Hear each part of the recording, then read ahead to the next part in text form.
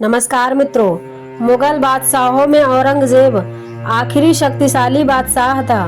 उसने भारत के एक बहुत बड़े हिस्से पर नियंत्रण स्थापित कर लिया था। सन 1707 में उसकी मृत्यु के बाद बहुत सारे मुगल सूबेदार और बड़े बड़े जमींदार अपनी ताकत दिखाने लगे थे। उन्होंने अपनी क्षेत्रीय रियासतें कायम कर ली थी।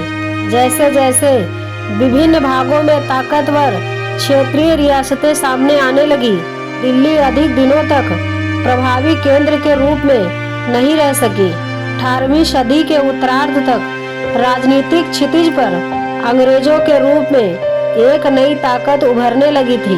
जैसा कि आप सब जानते हैं कि अंग्रेज शुरुआत में एक छोटी सी व्यापारी कंपनी के रूप में भारत आए थे और यहाँ के इलाकों पर कब्जे में उनकी ज़्यादा दिलचस्पी नहीं थी। तो फिर आखिर ऐसा क्या हुआ था कि वे पूरे विशाल साम्राज्य के स्वामी ही बन बैठे थे। तो आइए मित्रों जानते हैं। भारत में ईस्ट इंडिया कंपनी का आगमन सन 1600 में ईस्ट इंडिया कंपनी ने इंग्लैंड की महारानी एलिजाबेथ प्रथम से चार्टर अर्थात इजाजतनामा हासिल कर लिया था, जिसे कंपनी को पूर्वी देशों में व्यापार करने का एक अधिकार मिल गया। इस इजाजतनामे का मतलब यह था कि इंग्लैंड की कोई और व्यापारी कंपनी इस इलाके में ईस्ट इंडिया कंपनी से होड़ नहीं कर सकती।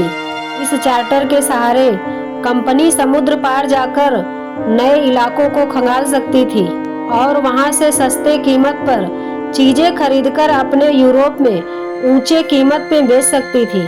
कंपनी को दूसरी अंग्रेज व्यापारी कंपनियों से प्रतिस्पर्धा का कोई भी भय नहीं था।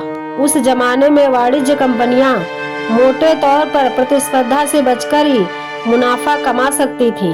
अगर कोई प्रतिस्पर्धा ना हो तो भी उन्हें सस्ती चीजें खरीदकर उन्हें ज्यादा कीमत पर बेच सकती थी। लेकिन ये शाही दस्तावेज दूसरी यूरोपीय ताकतों को पूरब के बाजारों में आने से नहीं रोक सकती थी। जब तक इंग्लैंड के जहाज अफ्रीका के पश्चिमी तटों को छूते हुए केप ऑफ गुड होप का चक्कर लगाकर हिंद महासागर पार करते, तब तक पुर्तगालियों ने भारत के पश्चिमी तट पर अपनी उपस्थिति दर्ज करा ली थी और वे गोवा में अपना ठिकाना बना चुके थे। पुर्तगाल के खोजी यात्री वास्को डी गामा ने 1498 में पहली बार भारत तक पहुंचने के इस समुद्री मार्ग का पता लगाया था। 17वीं की शताब्दी की शुरुआत तक डच भी हिंद महासागर में व्यापार की संभावनाएं तलाशने लगी थी और कुछ ही समय बाद फ्रांसीसी व्यापारी भी सामने आ गए थे। समस्या ये थी कि सारी कंपनियां एक ही जैसे खरीदना चाहती थीं। यूरोप के बाजारों में भारत के बने बारीक सूती कपड़े और रेशम की जबरदस्त मांग थी। इसके अलावा काली मिर्च, लौंग, इलायची और दालचीनी जैसे सभी मसालों की भी मांग रहती थी। यूरोपीय कंपनियों के बीच इस बढ़ती प्रतिस्पर्धा से भारतीय बाजारों में इन चीजों की कीमतें भी बढ़ने लगीं और उनसे मिलने वाला मुनाफा गिरने लगा। अब इन व्यापारिक कंपनियों के फलने फूलने का यही एक रास्ता था कि वे अपनी प्रतिस्पर्धी कंपनियों को खत्म कर दें। लिहाजा बाजारों पर कब्जे की इस होड़ ने व्यापारी कंपनियों के बीच लड़ाइयों की शुरुआत कर दी। 17वीं और 18वीं सदी में जब भी मौका मिलता, कोई एक कंपनी दूसरे कंपनी के जहाजों को डुबो देती और रास्ते में रुकावटें खड़ी कर देती और माल से लदे जहाजों को आगे बढ़ने से रोक देती थी। यह व्यापार हथियारों की मदद से चल रहा था और व्यापारिक चौकियों को किलेबंदी के जरिए सुरक्षित रखा जाता था।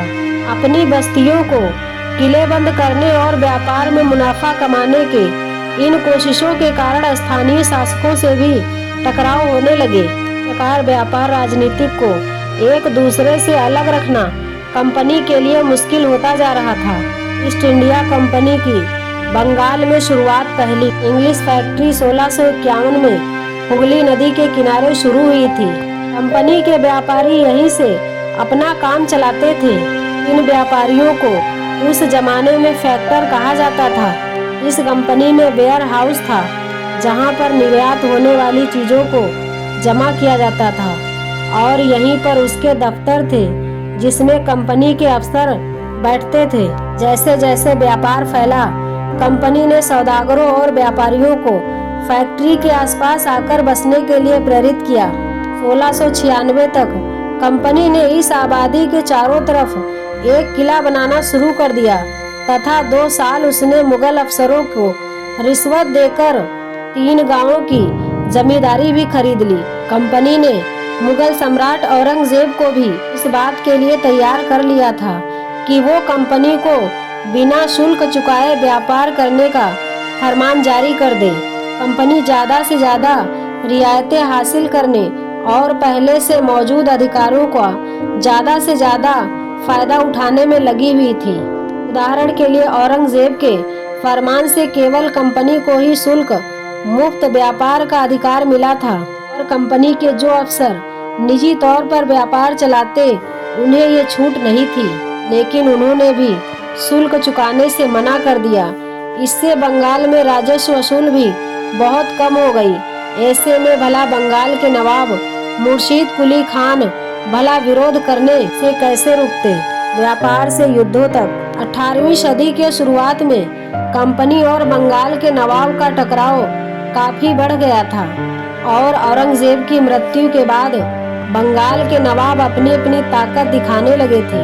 उस समय दूसरी क्षेत्रीय ताकतों की भी ऐसी स्थिति थी। उन्होंने कंपनी को रियायतें देने से मना कर दिया, व्यापार का अधिकार देने के बदले कंपनी से नजराने मांगे, उसे सिक्के ढालने का अधिकार नहीं दिया और उसकी किलेबंदी बढ़ाने से रोक दिया और कंपनी पर धोखाधड़ी का आरोप लगाते हुए उन्होंने दलील दी कि उसके दबाव से बंगाल सरकार के राजस्व वसूली कम होती जा रही है और नवाबों की ताकत कमजोर पड़ रही है। लेकिन कंपनी टैक्स चुकाने को तैयार नहीं थी और उसके अफसरों ने अपमानजनक चिट्ठियां लिखी और नवाबों व उनके अधिकारियों को अपमानित करने का प्रयास किया।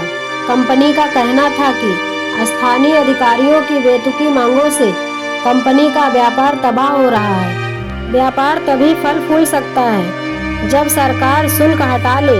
कंपनी को इस बात का भी यकीन था कि अपना व्यापार फैलाने के लिए अपनी आबादी बढ़ानी होगी, गांव खरीदने होंगे और किलों का पुनर्निर्माण करना होगा। ये टकराव दिनों दिन ज्यादा गंभीर होते गए और अंततः प्लासी के प्रसिद्ध युद्ध के रूप में सामने आया। मित्रों, ये वीडियो आप लोगों को कैसी लगी कमेंट कीजिएगा और हमारे चैनल को लाइक और सब्सक्राइब कीजिएगा। धन्यवाद।